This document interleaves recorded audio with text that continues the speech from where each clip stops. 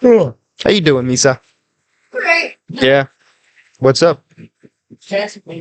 Oh yeah. Have they been stressing you out because of the event? A lot of stuff going on. Hell yeah. Like that. Shit, guys. It's ridiculous. I know. Like, All to be exploited. oh, the fucking fight. Yeah. They tell us it's for us, but you look at the much amount of the money they're making. Oh yeah, it's for us. Mm-hmm. Yes.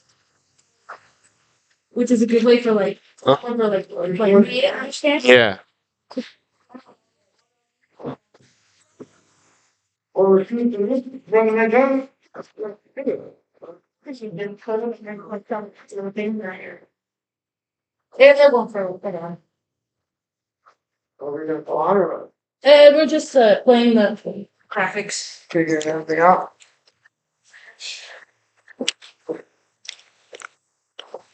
We're live because we're going to Lay. Sir. Yeah. Yeah. Kane is in the building, nigga. Alright, already the show goes on all night. Till the morning we dream so long. Anybody ever wonder when they would see the sun? Just remember when you come up. The show goes on. Alright, already the show goes on all night. Till the morning we dream so long. Anybody ever wonder when they would see the sun? Just remember when you come up. The show goes on. Have you ever had the feeling that you was being had?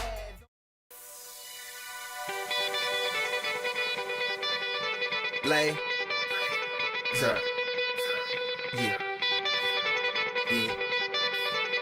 Kane is in the building, nigga. Alright, already the show goes on all night. Till the morning we dream so long. Anybody ever wonder when they would see the sun? Just remember when you come up. The show goes on.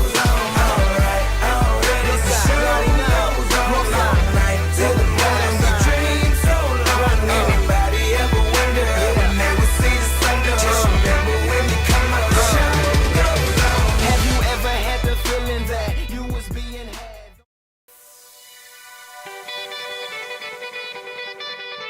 Lay. Sir.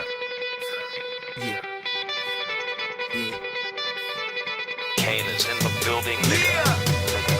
Alright, already the show goes on all night. Till the morning we dream so long. Anybody ever wonder when they would see the sun? Just remember when you come up. The show goes on. Alright, already the show goes on all night. Till the morning we dream so long.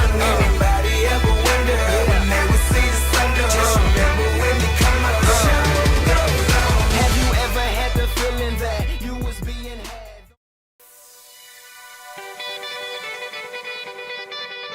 Lay. Sir. Yeah. Yeah. Kane is in the building, nigga.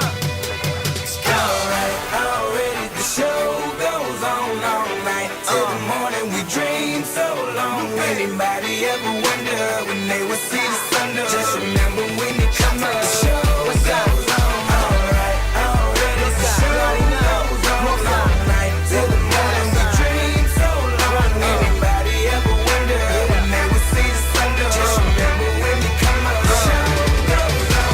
Have you ever had the feeling that you was being had?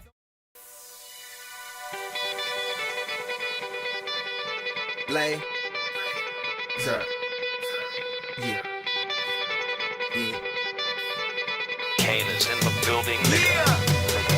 Alright, already the show. And we're live, right? Shit, what's the date? 22nd. The 22nd, February 22nd. It's about 7:20. Hot off the mats, man. It's another kind of Christmas week for us because we get the gift of combat on Saturday back. night. Valley Fight Series. Matchmaker Bailey, thank you so much for putting 3 Machinas on the card. Wanted to basically just share our appreciation for the opportunity we're about to get. It's our first time at Valley Fight Series, and man, we're excited about it. Yeah, You know, definitely looking forward to seeing how they run things. yeah, the professionalism and the scheduling and all that, because to us, we're extremely serious and professional about what we do. We have been from day one, and we like it when promotions do the same. Yeah, And man, they sound like their shit is on pretty locked down. here. Mm-hmm. You know, they got their ducks in a row, and we love that. We don't like to fuck around. We like to show up and get to business. I mean, honestly, if we didn't have to go through any of the pre-fight stuff and just show up and get in a fight in an alley, that'd be my kind of thing, you know. So, with that said, too, I wanted to address the Machina Mill Challenge, which we kind of wrapped it up last week with our Beto session. How you doing, Beto? The therapy session. Good. How you doing? Hey, you got that mind right? It's a lot better. That's all that matters, brother. That's all that matters. All right. So on my part, since you know, I kind of came up with the idea of having everybody kind of join in and just work on themselves a little bit for the introduction into the new year. I personally fucking dropped like 12 pounds. I went from 177 to 165, and body fat dropped about 3-4%. You know, and I was eating tamales and enjoying my life up until then. I was still training, so I'm still in shape. So no, I'm not your atypical Normal client, person. Yeah. you know, dieting. Highly active. Yeah, so I'm highly active, but you know, it definitely helped the growing heal. The growing's a hell of a lot better after 4 or 5 weeks of eating nothing but Machina meals. That's all I was eating, drinking water, just staying on the regimen, and man, I feel great. I feel like you know, everything lined up properly. You know, after 10 years, I'm ready to get back at this motherfucker. You know, so age is just a number. I'm about to show people. You know what I'm saying? I mean, if you think about it, I do it on a daily basis anyways. I don't do normal 46-year-old shit. Yeah. You know? I think more 46-year-olds should be out doing things like we do. They should. Hey, Keep but yourself alive. you know what's funny, right? Is you've been here for years now, so you've seen the way the seasons go. Yeah. You've seen our fight class with up to like 15, 16 people. And then you've seen it with One or four of us, you know. And it's funny, right? Because this week we're getting prepared for Saturday, right? And you notice that it's just us training right now. So business is a roller coaster, but for me, I look around and I laugh. I laugh. It doesn't like stress me out or nothing. It makes me feel like that's how I know we're prepared for what we're about to go do. Yeah. Because not everyday motherfuckers can show up every day and do this. You know, everyday motherfuckers like us, you know, is a rarity now, you know. And no knock to any of our past members or any guys that train, you know, future members. 2 days a week or 3 days a week. No knock on them and to the future members out there. What we're doing is we're raising the bar, man.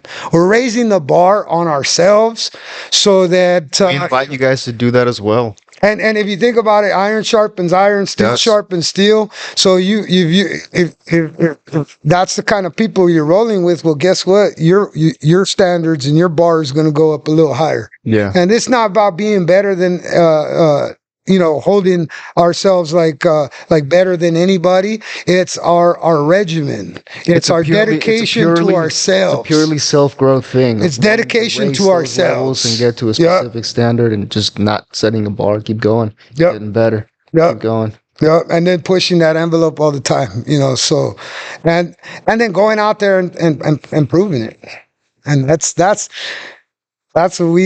what we're here to do. And you know, for any promotion or anybody out there, fight fan culture, motherfucker. I don't give a shit, right? Any motherfucker out there that you want to know something about this sport, you want to know something about what's happening in the culture. I'm telling you, man, what's happening is it's evolving. And Machina Combat, we want to be the front runners in the evolution to what's about to happen to the fight industry. And little news for all you guys out there that want to specialize in something. You can be great at one thing, but eventually you're going to meet somebody that's good at everything. Right? And the one that's good at everything can take you to areas that you better hope that one thing you do good is on that night. Because if it's not on that night, I'm telling you, the evolution is going to be, there's going to be no specialties. There's going to be nothing but dogs. And that's who's going to hold the belts. Look at Topuria. Everybody gave him shit because he was confident. And he was headstrong in going into his fight against, arguably the best featherweight in the world. The reality is I totally understood what Elio was doing the whole. You said that 2 days ago. I said it, man. Because I feel that way. We do shit like that. That's why a lot of the fight community misunderstands us, because we don't show up to fights to go and network and be buddy with people. We're not there to fucking make friends. And if you're a future opponent, understand that we're going to respect you, but we're going to show up on that night, and you better bring a fucking lunch. You know what I'm saying? It ain't going to be this, tit for tat, I'm going to match your energy kind of shit. Like, we're coming in with our energy, and that's all there is to it. And I think it kind of, I could see it rubs some people the wrong way in the fight community. I don't give a fuck because I'm not changing it, but the reality is how can you be in that environment and have aggressiveness bother you? Aggressiveness to me, we're passionate. So, and we're going to get to the young prodigies fight this weekend. But that's one thing I want people to know right off the bat. If you've ever been around and you've watched us fight, specifically our 15-year-old prodigy over here, some people might say that, he's cocky or he's disrespectful. The reality is he's passionate. He's passionate like I'm passionate. And I really, in the fight community, I really don't want to hear you guys fucking bitching no more when this dude pounds his chest or he gets up and he calls people out, because that's what somebody that works their ass off to accomplish their set goal, that's how they go get it. Misa, from your perspective, is that not great marketing? It's amazing marketing. Why is there such an issue? And it's true. I mean, we've been watching people since you guys started fighting. I remember I told you guys that we were going to approach this thing a little differently, because I didn't get the traditional background, the conventional background. I was a 30-something-year-old fighter, newbie, and nobody wanted to fuck with me because, there was no money in me.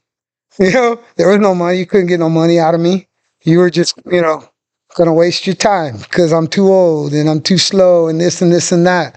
So it's funny that now that I've started my own shit and we're out in the community and we're causing some shockwaves, that people don't like the fact that we're a little kind of in your face and aggressive, and we don't, not to say that we can't make friends along the way, but the friends we want to make are going to be people that think and share our energy.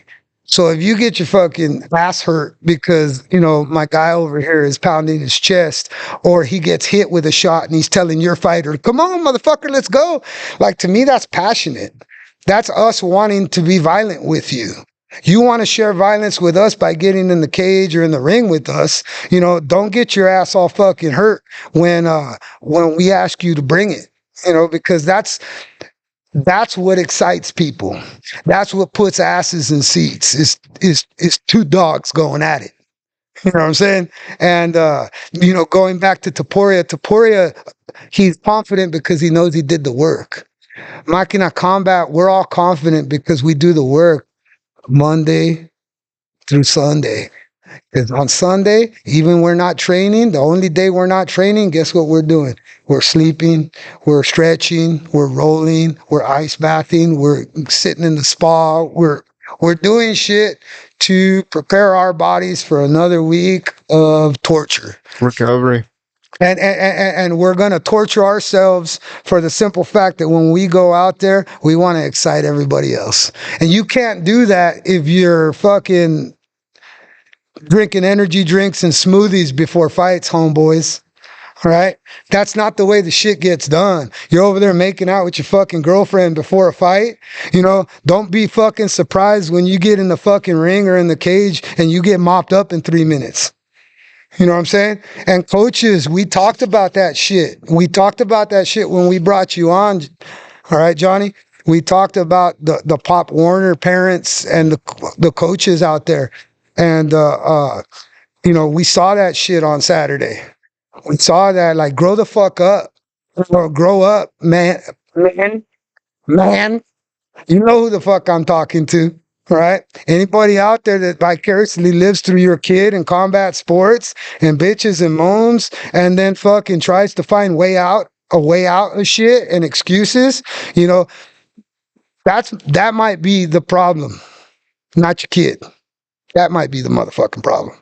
So we saw some of that. So we're going to bring this conversation full circle. We're going to put it back on the Prodigy, right?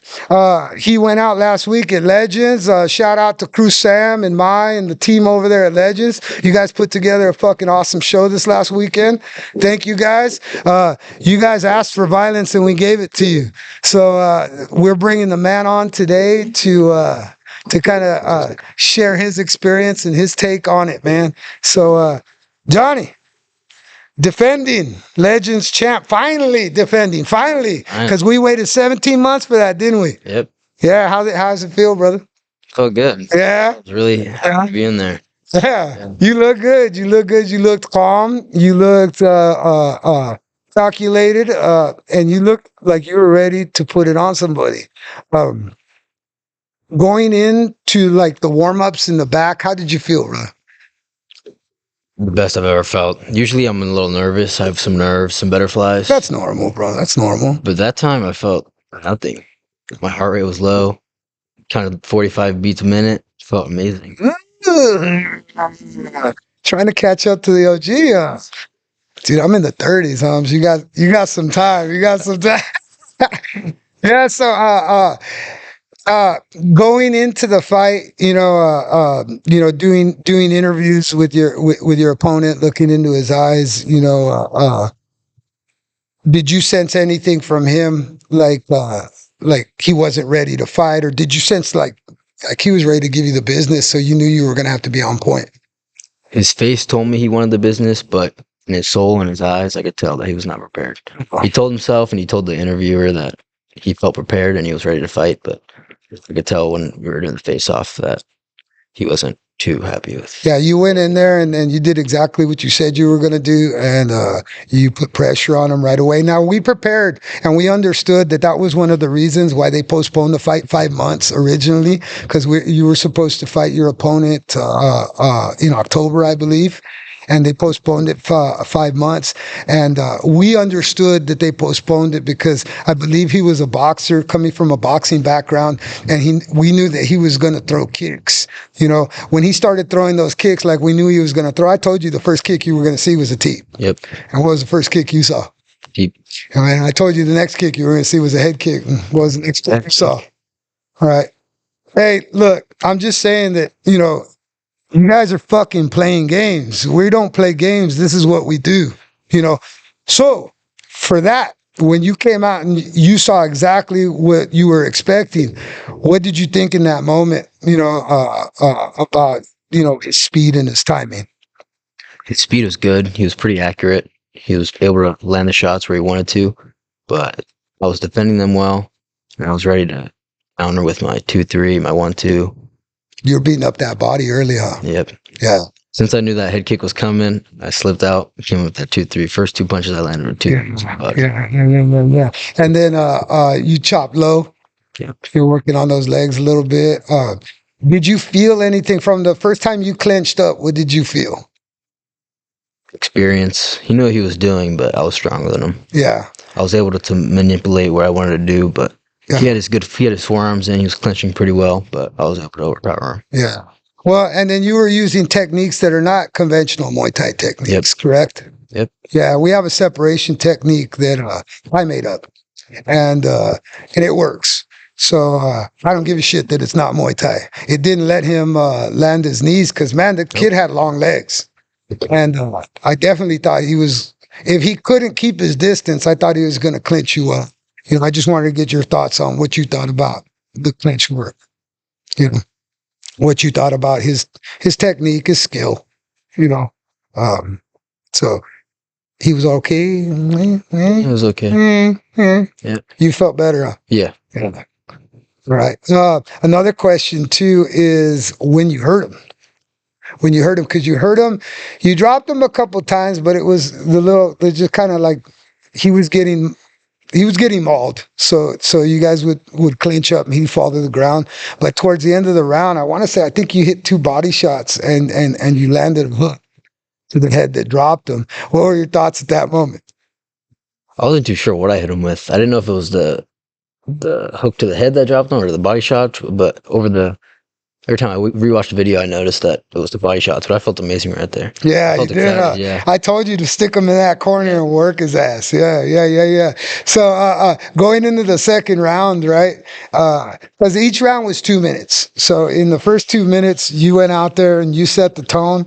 And in the second frame, he came out. Shit, I want to say he landed a fucking front kick right to your face. Yeah. You know, what was going through your mind at that time? Did you feel it? Did it shock you? Did it give you any kind of doubt in your mind, or was it just part of? It was just part of the fight. There's Yeah. never any doubt in my mind of losing, not winning. I knew he hit me. I didn't really see it coming, but the second one I saw, and I knew I had it.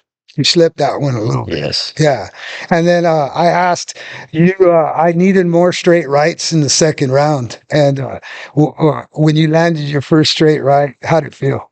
Felt good. I almost thought I broke his nose. Yeah, you I cracked, right? Because you dropped him. You dropped him with a right hand first. Yes. Right up against and then you hit him with the second one where he went straight back, and that's the one you busted his nose on. Yeah. Yeah, that felt good. That one felt good. That one felt good, dude. And I could tell as soon as you landed that right hand, that it was like that was the beginning of the end. Yeah. Like it was like, damn, my kicks don't work, my clinch don't work, his punches to the body hurt, and now he's hitting me to the face.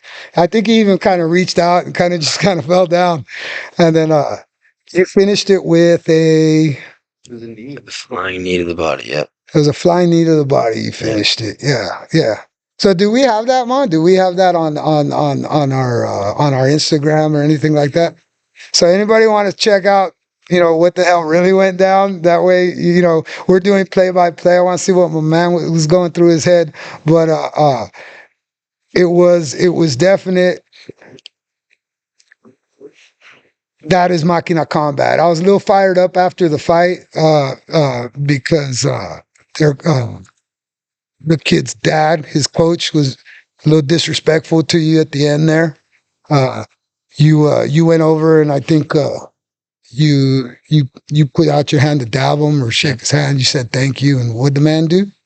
Turned around, looked the other way. Turned around, looked the other way. All right, and that's what it was funny because we were just talking about that when we brought you on.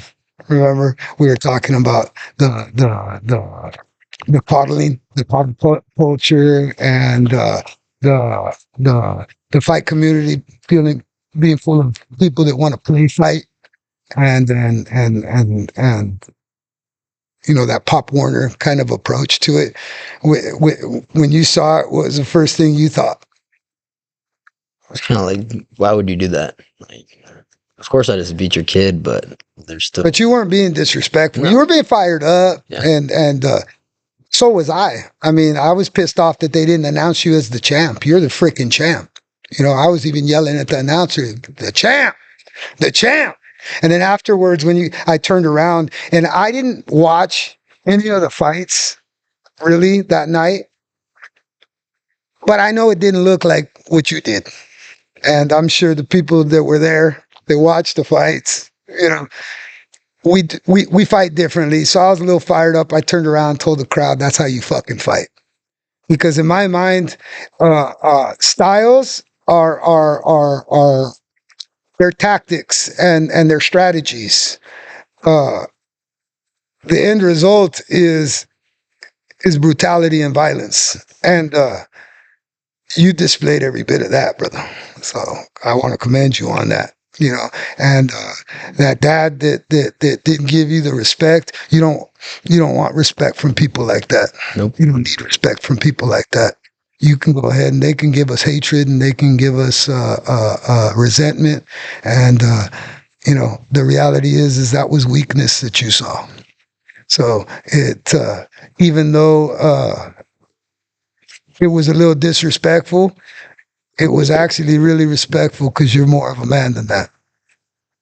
So we take our L's like we take our W's. So I'm not talking shit like that. We've lost plenty of times. Yeah. You know, and I don't think that we've ever taken a mentality of not giving our opponents respect when we lose. So, you know, yeah, I want to use this platform to be like, if you're one of those motherfuckers out there that wants to get in a fight and doesn't want to lose and gets mad when you lose, don't get in a fight with us. Don't. And then don't take 5 extra fucking months to work on shit. And then take the fight with us and then go out there and do that. Because the way I look at it is I'm not only a coach to young men, all right? I'm a dad, and my 13-year-old girl gets in that ring and in that cage, and I would never,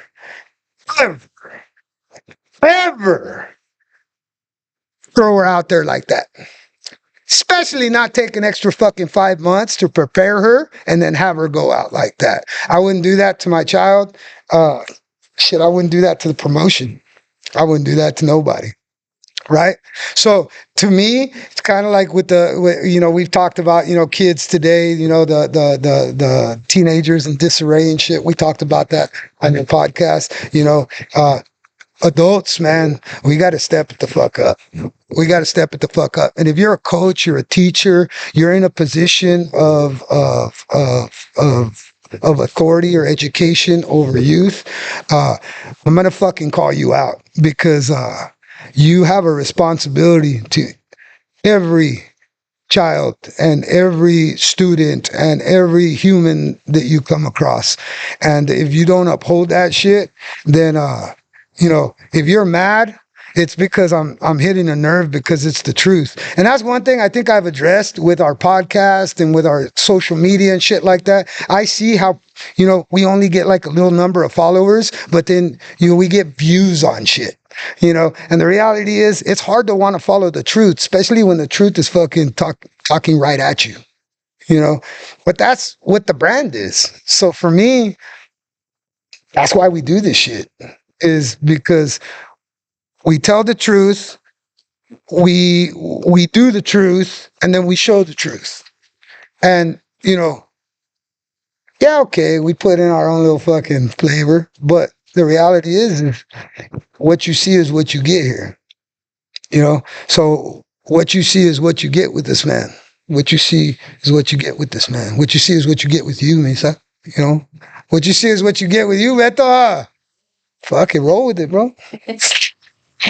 But see, that's the thing is, and those are the type of people we want to be associated with and acquainted with. So those are, you know, it was funny because I was telling my daughter that at the event we went to, the people that I had good rapport with, they were the ones that mattered, you know. If other coaches or other fight teams or something want to get their chonies in a bunch because I'm not over there, you know, trying to chit chat with everybody and try to be nice with everybody, I'm focused, man. We're going to battle. This isn't, you know, this isn't Pop Warner, man. This is like, you know, like shit happens out there where it could change your life. I guarantee you, I believe you probably changed that young man's life on Saturday. I believe you changed his life because, you know, I expected you to go in there and show him the difference who and what we are and whatever he's seen. Because I want to say the kid had like 20 fights. So he had some experience. Oh yeah. And I guarantee he never felt what he felt on Saturday. You know, so kudos to you, young man. You deserved every bit of what you got. I liked your little celebrations. I love the gorilla.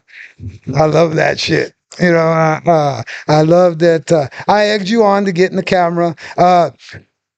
We'll plug them because I don't give a shit. Remember, you know, New Money Fight. They were out there doing the interviewing, and they interviewed Johnny and they interviewed me. Man, they were cool. We ain't here to compete. We're here to smash. You know, we love everybody, but if you sign on the dotted line to get in there, we're gonna fucking go in there to smash you. Don't get your feelings hurt, right? We could drink a beer and we could be cool later.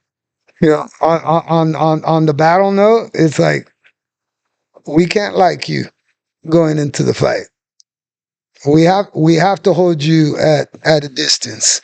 We have to give you your respect and your dues, but we don't have to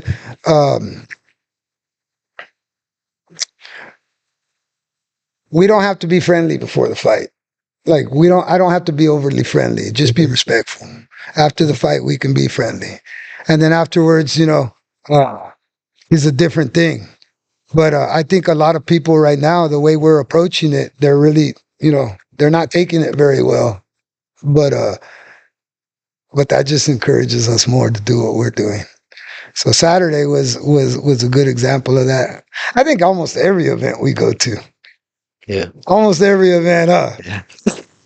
It's almost his whole career. You've gotten some love. Yeah, you've gotten some love in your fights. I know freaking Mountain Force was pretty good. Orville over at King of the Cage showed you fucking love. Fans afterwards, awesome. Reno, awesome. You know, and that's the thing is we really enjoy what we do. And we do it for the fans. We do it for because without the fans, you know, there's no us. And the big promotions know that. You know, they know that. That's why, you know, regional promotions, when they contract fighters, they try to sell tickets through fighters because they understand that the fans are everything, you know. So with that said, everything we're about is quality here. Quality. So if you hire us for a show, we want to give you quality. So that's mandatory off top. And if that means that we don't make friends along the way because, you know, they don't like the way we're going about our business, then So be it. so be it, eh? You know, don't take the fight. You know, you take the fight, you're gonna get 100% us every single time. Every single time. We can't do it no other way. I've literally shoot away money.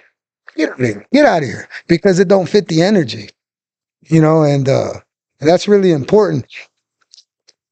How do you, as a fighter in our system, how do you feel about all that?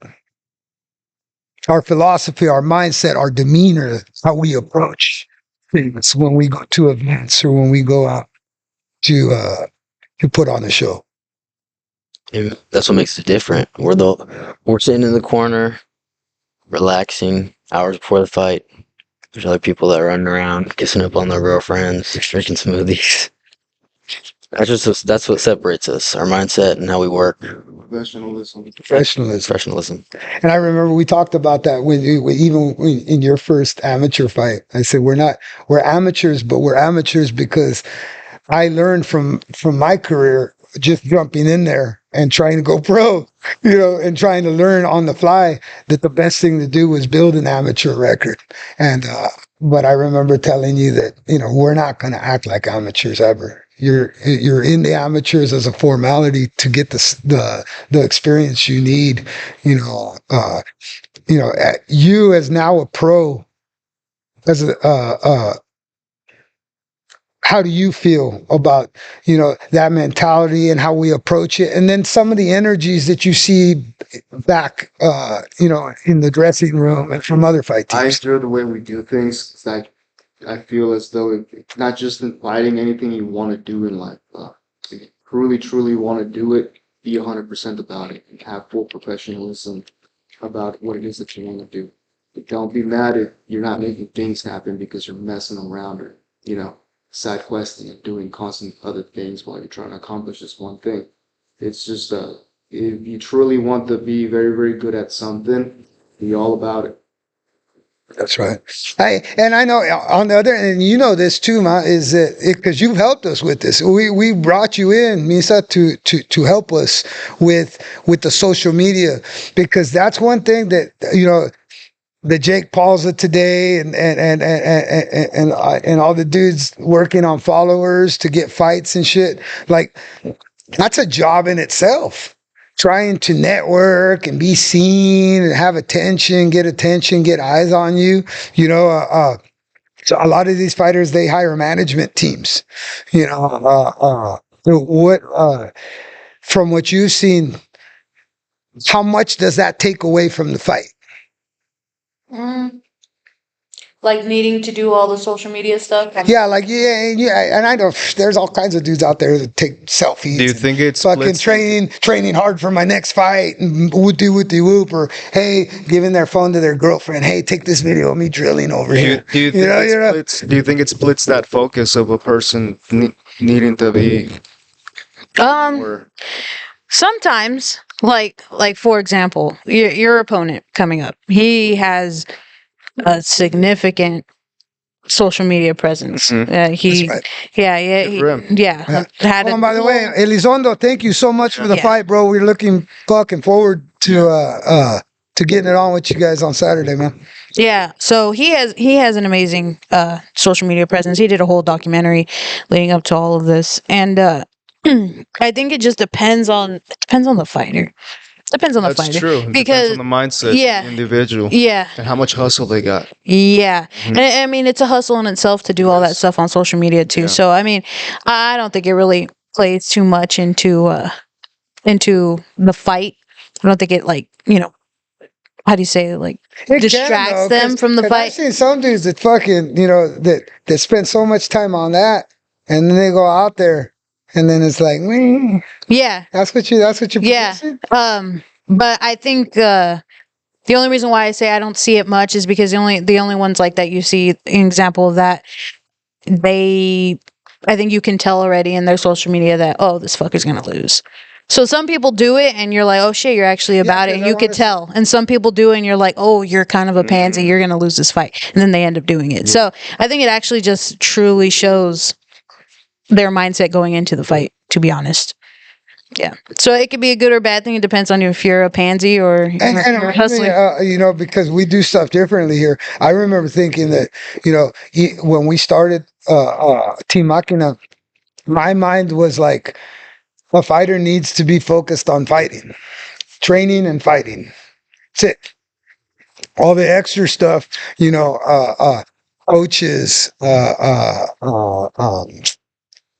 team reps, representatives and stuff like that, that we should create a team around fighters. That way our fighters can focus just on doing what they're supposed to do. Yeah, I haven't met a fighter yet that has what What we've created. I created it because, jumping into the deep waters I did with no experience that I had, that was one of the things that I never had. I never had the security of trustworthy and reliable training partners. Didn't have any kind of social media or anything. Didn't even know about that stuff. And then with these guys, I kind of thought, well, my style and our tactics are so freaking different. Our training approach is so different than everywhere else. And it's not because I've gone from everywhere else. It's because I see what you can see what they're doing. You know, they're posting stuff, and you can see on, you know, on YouTube, you can see stuff. And I never watched that stuff, and ever did I let that, like, oh, that's a good idea, I should do that. I almost, because my mindset on combat is so primitive, and it's so it's so raw, and that I almost wanted to make it more real than that. So our training Is methods. that mindset present before fighting? Yeah, Yeah. yeah, I believe so. I believe so, because I'm the type of guy where I didn't learn shit on social media. I might have watched stuff and saw it in a movie or saw it in a video, right? And then I was like, hey, I want to do something like that, but I never did exactly that. I did my own thing, and then I had to go out and do it. So that I had to suffer the consequences, the trial and error. We were texting about it. That's the story of my fucking life. Trial and error. And let's emphasize the error on that. Trials and lots of errors, you know. But that's what's made me what I am today, is the errors, right? Because I'm still here to be able to learn from them. So, you know, our approach is different, because I see what's going on, and it's hit miss out there. Some of these guys have illustrious college wrestling careers. They have, you know, gold glove boxers since they were little. Their dads were coaches, you know, or their dads were fighters, you know. And I just thought to myself, but in a fist fight, anything can happen. And then you put on 4-ounce gloves or bare knuckle, and then you involve elbows and knees and kicks. It changes the game. So I almost thought, like, I don't want to just be like them. I want to hurt them. So if I want to hurt them, I want to create a style that's going to hurt them. So if we're different and we're kind of a little like socially abrasive and a little fucking antisocial when we go to events, it's because we want to hurt you. It's a switch. We're not there to do anything else, because that's why we got invited to be there. That's why you get paid to be there. That's why I get paid to be there. You know, we're there to fucking hurt you. So all I want to do is train how to hurt you. So I'll watch techniques and conventional approaches, but my mind is always, how do I hurt that? How do I stop that? And how do I hurt that? So to me, that's an evolving discipline. That's an evolving style and techniques. That's what combat sports needs, because we're always waiting for the next superstar to show us the next evolution. Topuria has showed us the next evolution. What's the next evolution? Combos in the pocket. Tuck your chin, keep your eyes open, motherfucker. Well, we've been doing that for 10 fucking years. That's why motherfuckers ain't quick to want to fight us, because they know we'll stand in the pocket. Just like you did on Saturday, huh? You didn't flinch once. Homeboy lasted 3 minutes with 10-ounce gloves, headgear, and shin guards. 3 minutes. Why? Because our whole approach is to hurt you. Because that's what's going to get you the W. That's what's going to get you the bigger prize money. That's what's going to get you the notoriety. Not sitting here fucking, you know, pushing videos through our social media. That's going to give you some eyes, but then you still got to do the work. So I wanted to create a team that all we did was focus on the work. And now, you know, we've branched off and we're creating a team that now your guys' job is to show people how we work. And to me, that allows them to be who they are. They're not, you know, yeah, we got to come out of our comfort zone a little bit and, you know, get on camera and talk. Yeah. Oh. You're kind of enjoying it though, huh? Today I felt a little better about it than I did the other couple Yeah. days ago. But Well, I was asking fucking hot questions. it was also kind of cold. I was cold Yeah. this week. I had a question for you. You know, following this fight, so 3-time USFL Three-time Pancration USFL champion. champ, 2-time defending Legends Muay champ, Thai champ, and then Muay Thai Muay Thai purist, purist champ. IKF champ.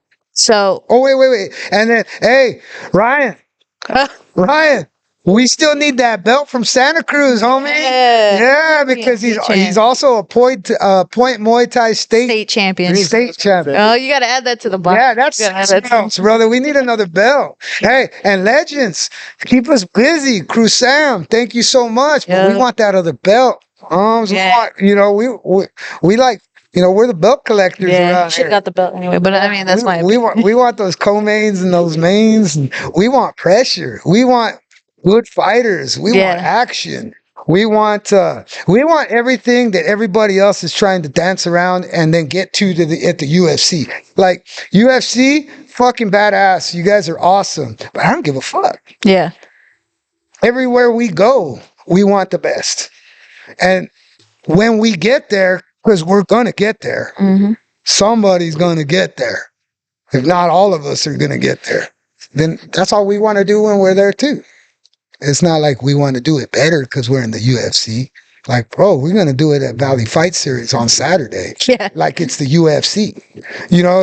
And that's what I was telling my daughter, after, she watched You're a Good Example for her. You're a Good Example for her. She doesn't have a lot of experience, but I told her, I said, we prepare for everybody like they're world champions.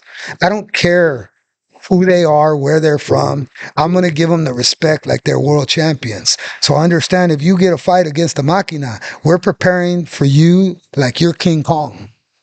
Straight up. We're going to give you all the respect, and we're going to sacrifice, and we're going to torture our fucking bodies to make sure that we're going to go in there and compete against the best version of whoever goes in there. And, it's easy to do that when you don't elevate people. You know what I'm saying? Elevate yourself.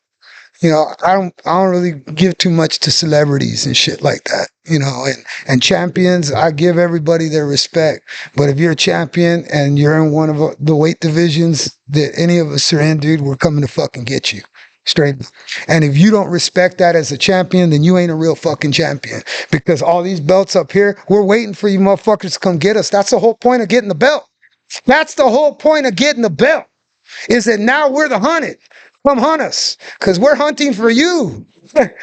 If you think that we're going to be hunted and we're not going to hunt back, that is silly. That is silly. There is no drinking your own Kool-Aid around here. I won't let you, will I? Because come Monday, what was happening to you? I was getting pieced up. Feast. And I'll do that after every one of his victories. I'll bring him back in on Monday, and I'll just play around with him, and I'll let him know, there's levels to this shit. And the only reason that I'm blessed to be able to do that is because of the people around me. It's because of you. It's because of you. It's because of you. It's because of all my members. It's also even from the haters, if you think about it, because you can only hate for so long. The reality is how do you hate on something that won't stop, can't stop, will not be stopped? How you hate on that? You can't. Yeah. You got to eat that shit.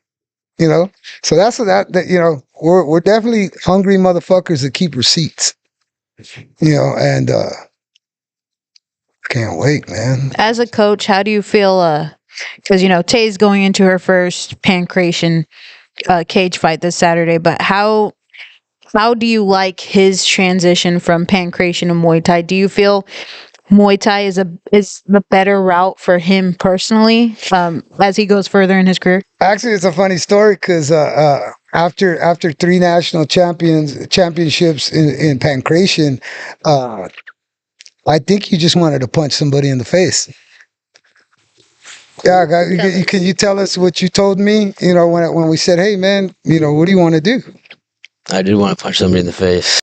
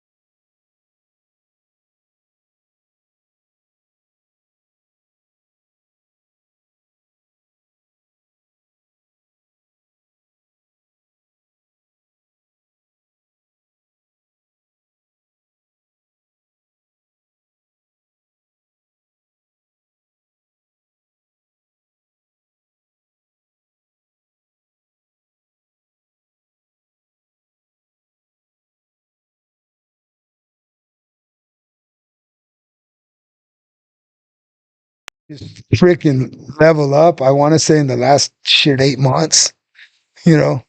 I was. I don't want to pull your card too much on the podcast, but there was times you were backing up. I didn't like it. I didn't think you needed to back up. I wanted you to keep breathing down that kid's throat, you know. But that's how we are. We're never. I'm like we're content, but we're not complacent. I can always find something wrong with something we do. You know, what? Even in a win, even in a championship, fucking drubbing. Do not say a critique after a win, which is And I know, you know, what's funny is that, you know, we have a lot of supporters. Love everybody out there supporting us. Thank you guys for everything, all the years of love and support. We bring a lot of folks back after the fights, win, lose, or draw, and we take a shot with everybody that goes out to support us. And it's funny, right? Because I'm honest right off the bat, and I'll have critiques, and I'll see some of our supporters, specifically the women. I love you women, right? There's like, Coach, you're fucking hard on these guys. They just fucking won a belt, and you're over here fucking picking apart the shit that they didn't do. But that's what keeps us hungry, right? And that's what I see and you think about it, what just happened in the Topuria Volkanovski fight. Volkanovski even said when he took that Makhachev fight that he was kind of being drinking and he wasn't really in camp, and he was, I mean, dude, when you're at the highest level and you're that fucking awesome, you can do that. Then when he got back in there, you saw the results. And then well, fuck that, I'm going back to work and I'm gonna, you know. But if you watch that fight, and we were busy, but I watched the replay of it, Volk went into that fight scared to get knocked out. You could see it. You could see it in his footwork. You could see it in the way he was backing his head out. That's why he ran into that right hand. He thought he was going to get a left. So he was going to slip off, and he ran right into that right hook. So again, you know, that's what happens when you get away from the purity of what we do, from the seriousness of what we do. And this is at the highest level on pay-per-view, best featherweight in the world. You know, it can happen to anybody. And that, to me, when I see stuff like that, it makes me even hungrier, because it's like, because you guys are out there executing, but I'm out here being that third eye for you guys. You know what I'm saying? That other POV for you guys. You know, I think it's really important that I play a role in checking all that shit.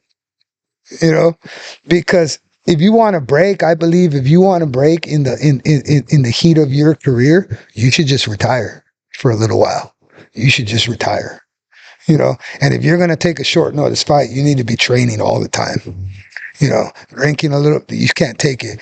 It's we had a little bit of an issue with that coming up into this Valley Fight Series 14. Is, you know, I got an offer to partake, and man, it felt good to get an offer, because when I started this, nobody wanted me. You know what I'm saying? But I couldn't get caught up in the endorphins of me, because there were still realities that I needed to face.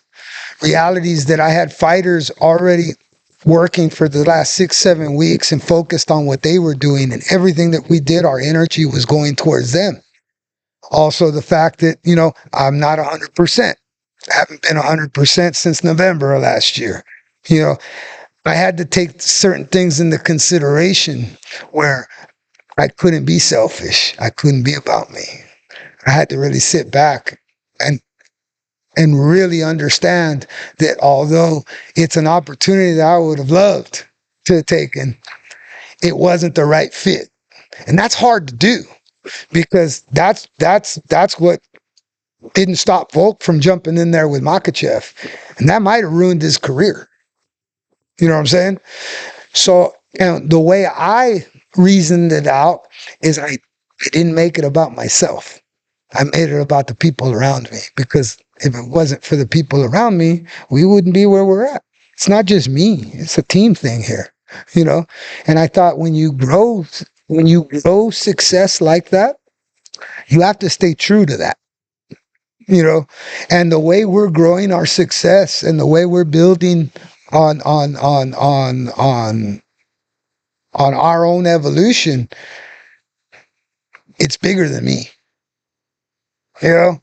And sometimes, you know, that's hard for a fighter to put into perspective, you know, especially when you're the one, you know, getting all the attention, getting all the money, getting all the accolades, you know, to sit there and look at yourself objectively like that. I can't say that's an easy thing to do, you know, so I wouldn't wish that upon anybody. But the reality is that you're always at a point in your life where you're going to have to make decisions, and you have to make them not only for yourself. Your environment, the people around you, they matter just as much as you do. Mm-hmm. You know, and it's hard to do that when you're in the mix. Yeah. But that's one of the things why we focus so much on mental fortitude here, is because I know that along the way, we're all going to have to make decisions that are really tough decisions, whether they're monetary decisions, whether they're opportunity decisions where there could be, you know, finances and accolades attached to it, but maybe timings are wrong. Maybe, you know, and that's really hard. But if I hadn't built our fight team the way I've built our fight team, I wouldn't be able to look at things like that. You know, if I built my fight team through my ego, not my energy, then it would skew things. And this is not ego. This is just fact. This is what we do. To me, when you live by the sword, you die by the sword, and you don't compromise that for anybody. And sometimes money will do that to you. But the fact is that, you know, all I got to do is pay my bills, right? Sometimes going for that big cash when you ain't ready, because, you know, that's hard to make that decision as a fighter. You know, you got to get paid if that's what you do, you know. But sometimes, man, you know, the head's got to be right. The environment's got to be right. Everybody involved, it's got to be right. And I use the term, you got to be able to connect the dots. And as soon as you start extending and straying from the patterns that are connecting, I think that's a telltale sign, you know. And I remember thinking, I remember coming in here to test my groin on Monday, and I remember having to switch your whole sparring and your whole approach, and yours too. And then I think Tate didn't get no consecutive rounds that day. And honestly, at the end of the day, I couldn't stop thinking about you guys. You know, so I told myself, when that happened, I told myself, oh, I can't do this. Yeah. It's not time. There's going to be a time, and when the time's right, everything's going to line up, you know. But you know, those are make or break fucking points where, you know, sometimes we got to pass up something for us for the greater good of everybody else. And I don't know too many motherfuckers out there to do that. I don't want to pat in the back. I just want to state a fact, because that's how focused and determined we are, you know. And like, I feel like as the coach, as the teacher, as the leader, I have to constantly behave and display the mentality that I teach. So, you know, like, and then I think on Tuesday we went right back to fucking, you know what I'm saying? It took one evening, and I thought, you know what? Fuck that. Didn't like it. We're going back. Got to get you ready. Got to get ready. You know? And then everything feels right. And on Saturday night, everybody at Table Mountain Casino is going to experience that when they watch Johnny go in for a grappling match. You ready to grapple, homie? Yeah. Yeah, against an orange belt. I don't know what an orange belt is. Thank you, Halo BJJ for his opponent, Aaron Costa. Kahlo. All right. Thank you guys. Thank you guys for giving Johnny some cage time. It's been a while since PFL that he's been in the cage, so we're looking forward to that. You know, and Esteban, how you feeling, brother? Feel good. Yeah. There's not really much to say. Now it's just to go and do it. Yep. And Paul Elizondo again. Hello, BJJ. You guys are fucking. Appreciation. Much appreciation to you guys. You know, much respect. We might show a little fire in our eyes. You know, you might hear a listo, or you know, yeah. You might hear a let's go, motherfucker. You might hear some fiery shit from me, but understand it's all for the love of violence. Which is why we're all there. And it's why we're all there. I'm passionate and I love what we do, and I love my guys, man. I love everybody that's around me, and I do it by standing strong and holding firm to what I say. And what I say is what I do, and what I do is what I say. And I'm not going to change that for a camera. I'm not going to change that for because we're you know, around other professional fighters that could further our careers. You know, like, we're here to fucking smash. That's our job. That's our job. And as Machina, we want to show you our brand, the smash, the way you've never seen it before. You know, so again, our jits is different. It's jungle shit. You know, our stand up is monkey jungle shit. You know, it's what you've never seen before. But if you want to see it, come out, check it out. It's fire. It's fire. I've yet to see it let down a crowd or a promotion. So unless any promoter out there that's had us on can say different, you know, even in loss, we go out there and we fight our asses off, and we're there, we show up. So, you know, tune in, grab some tickets, come out. If you're coming out to support us and you're buying tickets for Esteban, then make sure you stick around. You stay close to all the AAFers and the Machina Combat logos, because afterwards we go to the back and we throw back a Warriors shot of tequila. To celebrate the balls that it takes to go out there and actually get a job done. You know, win, lose, or draw. Our job is to go out there and produce violence.